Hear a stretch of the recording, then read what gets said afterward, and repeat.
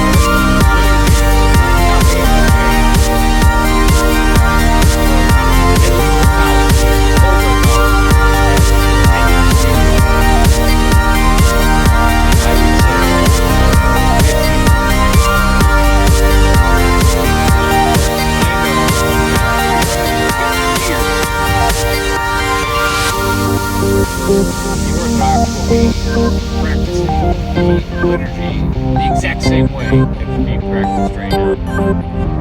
How do many New Orthodox take change like change? What's change?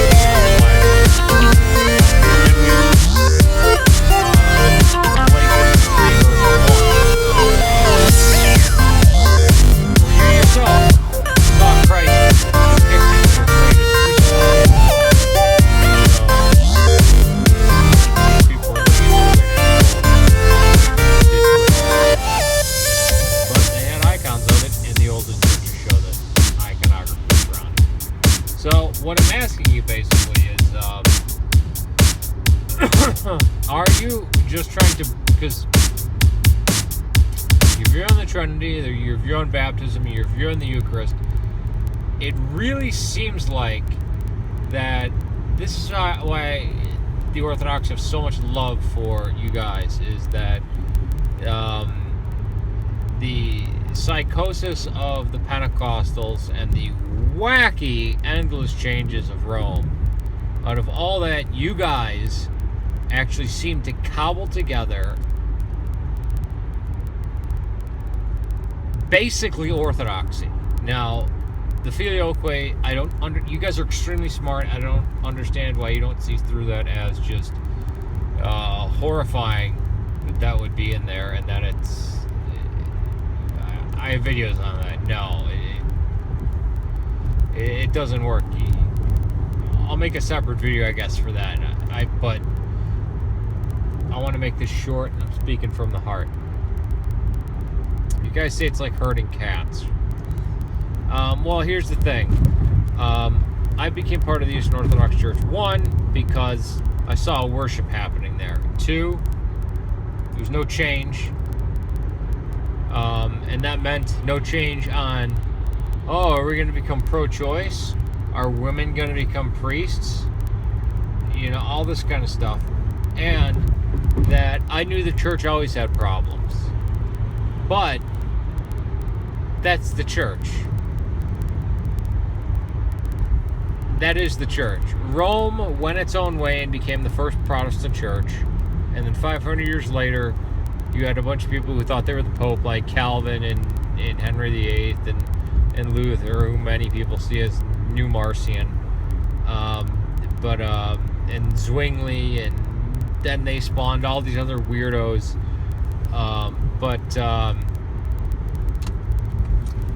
You can believe what you guys believe inside the Eastern Orthodox Church, basically.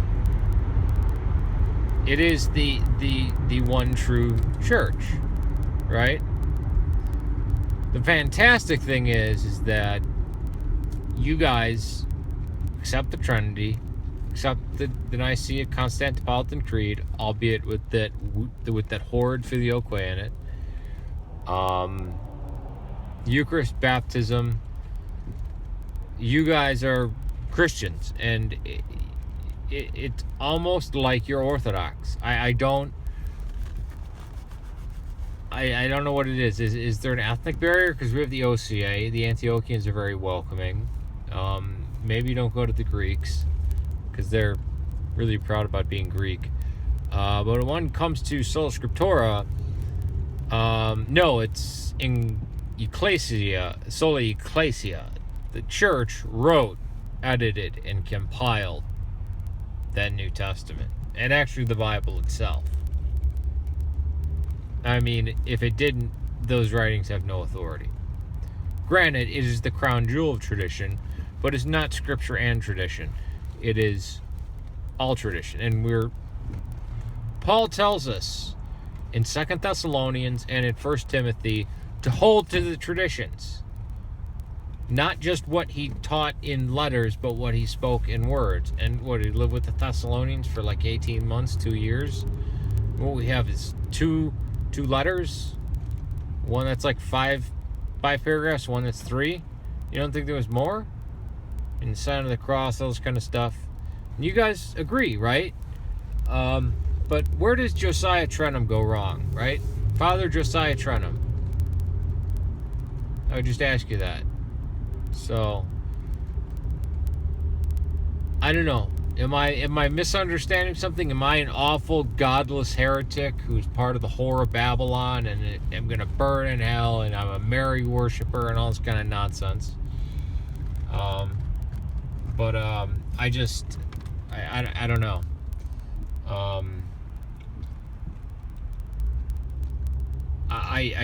With every Lutheran satire video that I've seen, every Worldview Everlasting video I've ever seen,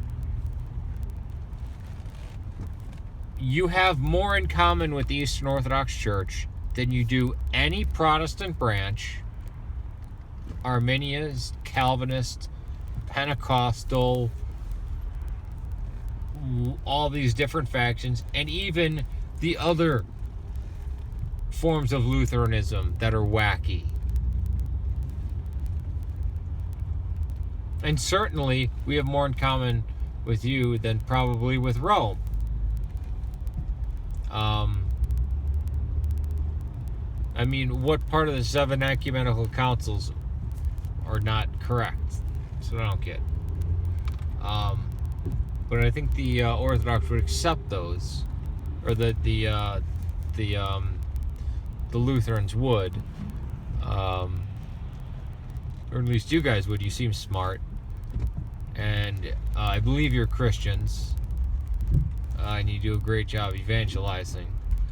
But, again, you got to admit that our liturgy and our hymns are far more ancient, far more superior, and far more historically accurate. Peace to you and God bless you. And please pray for the persecuted Syriac Orthodox Christians and Antiochian Orthodox Christians who are being slaughtered right now, as well as the Copts. May God save Serbia, Syria, and Ireland. Peace to you, brothers. And please respond to me. This is something that's been burning in me. I even called up Jonathan Fisk before he moved from Naperville, Illinois, when I was living in Aurora. And he said, oh, he tried to suggest me somebody else. Couldn't get a hold of the guy. So I'll take any Missouri Synod Lutheran. But I'm really looking at you, Jonathan Fisk, and Pastor Hans Fien. Peace to you. And again, please pray for the ancient see of Antioch that is now in Damascus, and the Christians that, oh my God, the horrors that wow. Alright, I'm just gonna end it there. Peace to you.